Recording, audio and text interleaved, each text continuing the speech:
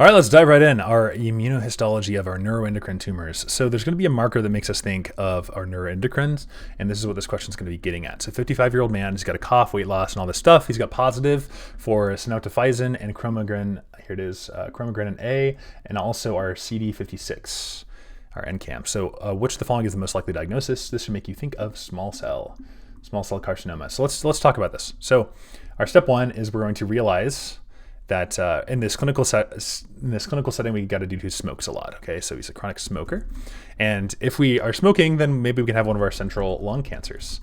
And what's one of our central lung cancers? It's going to be our squamous cell or our small cell carcinoma. Okay, so that should definitely be on our differential.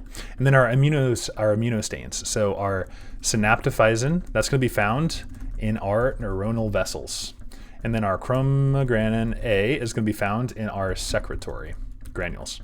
And then our NCAM, our CD56, this is going to be our neural cell adhesion molecule. And that's going to be our neuroendocrine marker. So this triad makes us think neuroendocrine all the way. The other answers aren't going to be right because our squamous cell carcinoma, yeah, it can be central, so yes, but it stains positive for your keratin and your P40, not neuroendocrine. So this is going to be your P40 and keratin, not your neuroendocrine. Adenocarcinoma, this is going to be in typically peripheral in the lungs, and it's going to stain positive for your TTF1 and maybe like your napsin A, but definitely not synaptophysin and chromogranin. Small cell, yeah, small cell is good.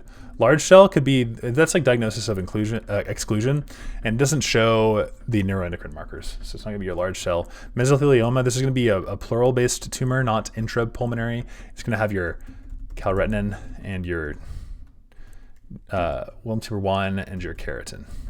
All right, so this is going to be your neuroendocrine markers. Basically, we have chromogranin A, it's a hormone-producing cell, and synaptophysin is a neuron-like kind of cell, so your neuroendocrine.